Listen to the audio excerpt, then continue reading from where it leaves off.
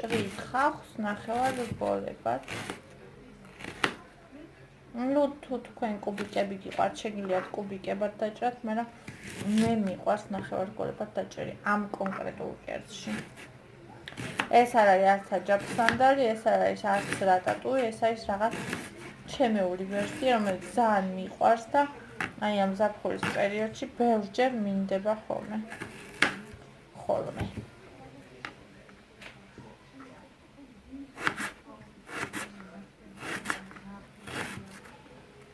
მე ეს ნახევარ რგოლები დაიშლება და რომ მოვშუშავთ სვანურ მარილთან ერთად, ექნება ძალიან კარგი გემო. პატარა თუ არის ხახვი, გვარ ვჭრი. აი მოვაყარეთ სვანური მარილი, ახლა თავისით დაიშლება ეს ხახვები. არ იქნება ძალიან პატარა, არც იქნება ძალიან თხელი, მაგრამ იქნება ძალიან გემრიელი. ამ წითელმა ხახვმა ამატირა. ზეთი უნდა კარგად, რომ მოიშუშოს გემრიელად.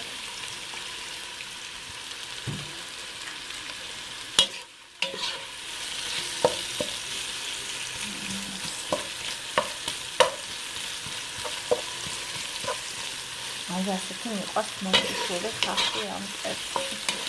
თუ ხახვს თანელებლებს მოაყენებთ შუშის დროს, იქნება განსაკუთრებით გემრიელი. ასევე ჭრით ნიორს თხლად, აი ასე მიყვარს მე, რომ ჩანს, ძალიან წვრილად არა. და ამასაც ხავთან ერთად მოვშუშავთ. თქვენი გემოვნების მიხედვით შეგიძლიათ დაამატოთ პამიდორი, მე ახლა 2 მაქვს, ამიტომ დავამატებ 2-ს, ამასაც ჭრი აი ასე.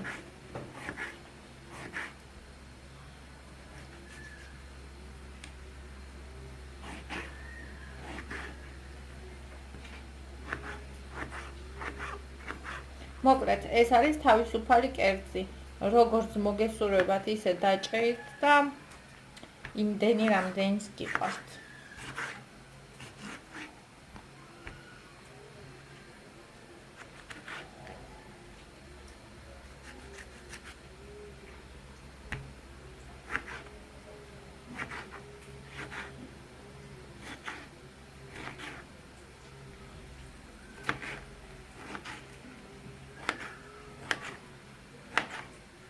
კანი არ აქვს ჭრი, როგორც შეამჩნიათ, არ ვაცრი კანს.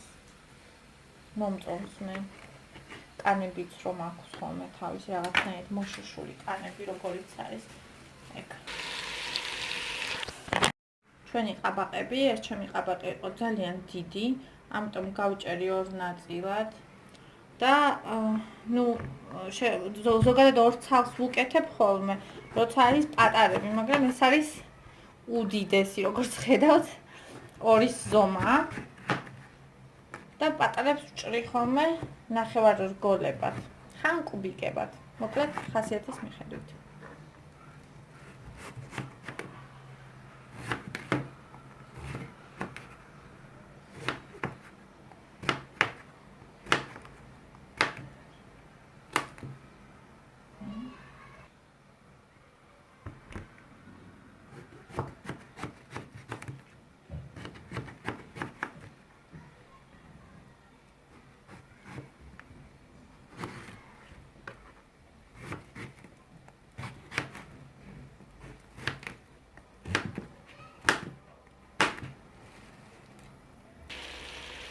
როგორც ხედავთ, დავამატებ ყაბაყი.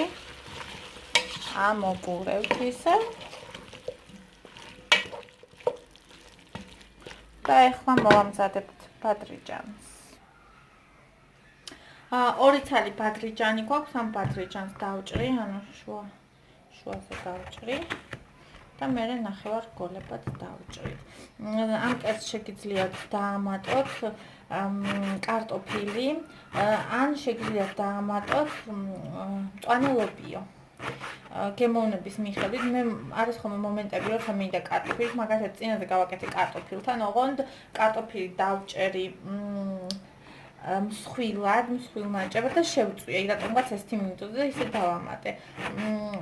სიმართლე გითხრათ, მწვანელობიოს დამატება არ მომდომებია, მაგრამ შეიძლება რომ დაამატოთ თუ სურვილი გექნება.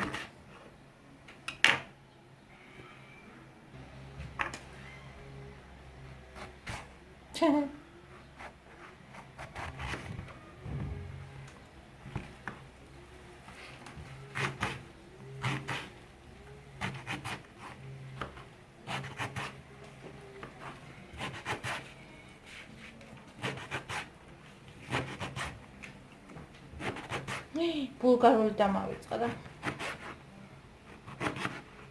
ბულგარულსაც ვამატებ. როგორც წესი, შუშვის დროს ვამატებ ხოლმე, მაგრამ ახლა არა უშავს მოგვიანებით დავამატებ. ბადრიჩნით, გემრიელი ბადრიჩნით. ახლა თუ დააყრით მაიოს კარგი იქნება, რადგან წყლის გამოშვებაში დაეხმარება. მე მიყვარს მაილი ბევრი, ამიტომაც ვაყრი. ბულგარული წიწაკა და მწარე წიწაკა. ბულგარული წიწაკა უფრო გემრიელი იქნება თუ ხახთან ერთად დაამატებ პამიდორამდე რომ მოიშუშოს, მაგრამ ესეც ძალიან გემრიელია, მე ვჭრი მსხვილად, იმიტომ რომ რატომაც ძალიან შემიყვარდა ბოლო დროს აი ასეთი ბულგარული წიწაკა მსხვილად დაჭრილი, გემრიელი. და ბავშვობაში ძალიან არ მიყვარდა. ხო, მწარე წიწაკას ყოველთვის უფრო მოგვიანებით ვუმატებ ხოლმე რატომღაც. გავუკეთეთ იმდენი, რამდენადაც გინდათ, რომ იყოს თქვენი კერძი მწარე. ესეც ორნაირი წიწაკა დავუმატეთ, ახლა ამოვურიოთ. კარგად, რომ ყველგან მოხდეს ჩვენი წიწაკები. კეთილ რაღაცია. და ახლა იმისთვის რომ გქონდეს კარგი ფერი, მე არ მიყვარს ესეთი წყალ-წყალა ფერი, ამისთვის უნდა დავამატოთ ტომატ პასტა. ახლა კარგად გადავანაწილოთ და ამოვურიოთ. მეგონა რომ მქონდა ბევრი და მქონია ცოტა, მაგრამ არა უშავს. სიწითლეს მაინც მისცემს და არ იქნება უფერული და უგემური.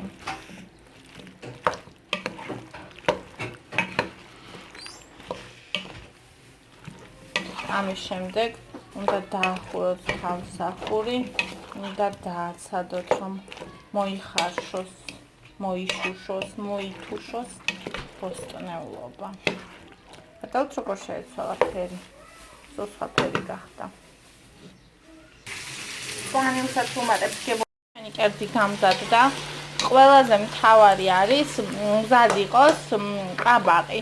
ანუ ყაბაყი ყველაზე გვიან მზადდება, უნდა იყოს რბილი და როცა ყაბაყი მომზადდება, ესე იგი კერძი არის მზად. ეხლა დავამატებთ ჩვენს გემრიელ მწვანილებს და всё, ჩვენი კერძი მზად არის.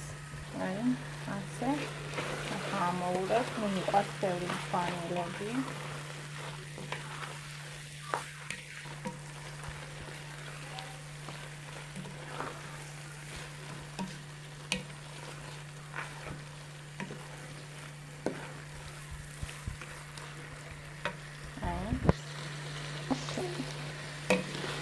მზად არის, გამოვთოთ და მივირთვათ. აი ასე გამოიყურება ჩვენი გემრიელი კერძი.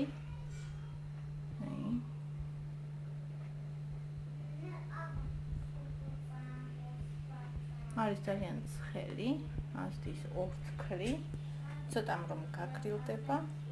მეც დიდი სიამოვნებით მივირთვამ. სხვათა შორის ძალიან გემრიელია, მოცივას ჩანდება ცივი. აი ძალიან ცივი არ გააცხელოთ, უბრალოდ ცივი. პურთან, შავ პურთან და ყველთან ერთად არის საოცრება.